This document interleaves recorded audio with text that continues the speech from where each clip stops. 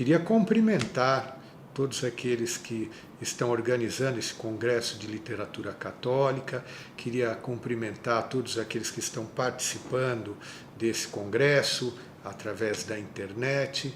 É um prazer poder participar com todos vocês e ao mesmo tempo divulgar e ao mesmo tempo compartilhar esse gosto que temos em comum com a literatura fantástica do C.S. Lewis e especialmente do J.R.R. Tolkien, dois grandes amigos que escreveram duas grandes obras muito paralelas, Os Contos de Nárnia e O Senhor dos Anéis, e que foram muito bem retratados num livro recente de Duryea, O Dom da Amizade, que conta um pouquinho do paralelismo da vida dos dois.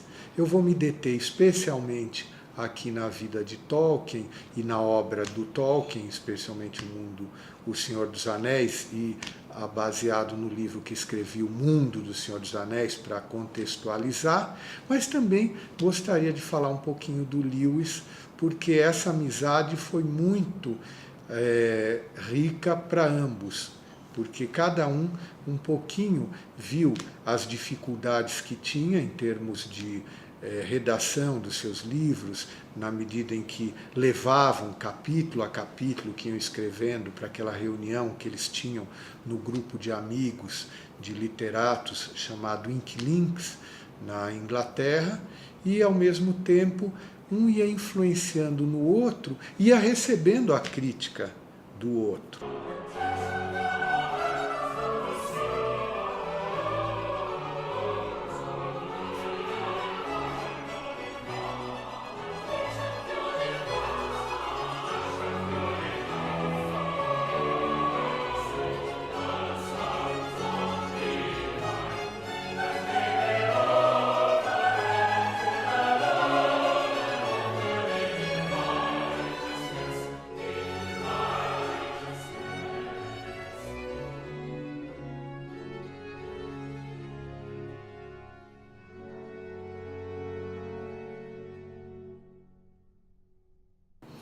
Pois bem, para começarmos, vou dar um toque um pouquinho pessoal a essa exposição. Muitas vezes ouço de colegas, ouço de repórteres, mas um ministro, um magistrado, um juiz escrevendo sobre O Senhor dos Anéis, escrevendo sobre literatura fantástica, comentando filmes que passaram assim com grandes repercussões, mas para a juventude, para a adolescência, será que comportaria? Será que seria adequado? E eu tenho sempre respondido que essas incursões na literatura, especialmente de fantasia, como dizia Chesterton, que é um outro autor que eu gosto demais e até trabalhei na tradução de um dos livros dele, Ortodoxia, publicando a primeira edição brasileira, ele dizia que essa literatura é fundamental para o nosso repouso, para nosso resgate em termos de recuperação das forças anímicas para o nosso trabalho. O interessante, muitas vezes, é nós pensarmos que quando estamos cansados de uma atividade intelectual mais intensa, principalmente na magistratura, que nós temos que enfrentar grandes desafios, grandes questões, principalmente no Tribunal Superior, e hoje a população toda acompanha e sabe mais os nomes dos ministros do Supremo até do que, às vezes, da própria seleção brasileira de futebol. Por quê? Porque estão decidindo da nossa vida, da nossa liberdade, da nossa propriedade. E quando se tem esse estresse, essa tensão de enfrentar essas questões e necessitar de uma recuperação, nada melhor do que essa literatura. diria assim, é uma sadia evasão. Você está saindo desse seu mundo do trabalho, das preocupações, das tensões, para um mundo totalmente mágico, diferente, mas que guarda muito de semelhança com o mundo real. Por quê? Porque o livro do Tolkien, o livro do Lewis e também aqueles que o próprio Chesterton escreveu, nessa linha de literatura mais de fantasia, como é O Homem que Foi Quinta-feira, o que nós vemos?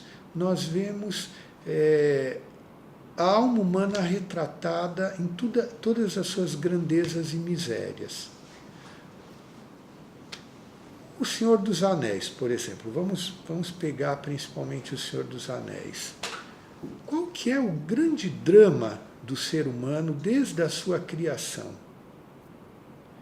Exatamente a soberba, o orgulho. Quando nos detemos na tradição cristã, verificando o que foi a queda do homem no pecado original, qual foi o motor do pecado original? A soberba. O pecado foi um pecado de desobediência. Portanto, o objeto foi trocar um mandamento divino por um prazer momentâneo, um prazer desordenado. Mas qual que foi o motor desse pecado? A soberba. Sereis como deuses, tal como se colocava o demônio, a serpente, quando Eva lhe pergunta, né? Mas nós, se comermos desta fruta, morreremos, certamente morreremos. E o demônio diz, não, Deus sabe que, se comerdes, sereis conhecedores do bem e do mal, sereis como deuses. E esse sereis como deuses ressoa até hoje. O que é, no fundo, a soberba? O que é o orgulho? É o homem, no fundo, se querer colocar no lugar de Deus. É, no fundo, querer não conhecer o bem e o mal, é dizer o que é o bem e o mal. Eu sei o que é bom para mim. Eu sei o que é o certo e o errado. Não Deus. Isso pode ser pecado para você, para mim não. Pois bem, esse relativismo moral é o que se vê bem retratado no Senhor dos Anéis, através da imagem do anel do poder, o One Ring. O que se vê nesse um anel? E é essa semelhança que se tem da obra de Tolkien com toda aquilo que a gente vê de teologia cristã. O que o homem tem que fazer, esse caminhar do homem pelo mundo, é um caminhar de desprendimento. Né? Nós temos um tempo limitado de vida que é muito bem colocado no Senhor dos Anéis em relação aos homens. Esse caminhar tem um destino e tem umas regras de convivência. E, ao mesmo tempo, o homem vai se apegando a essa terra, vai se apegando às riquezas, vai se apegando aos prazeres, vai se apegando ao poder, vai se apegando às pessoas, vai se apegando a si mesmo.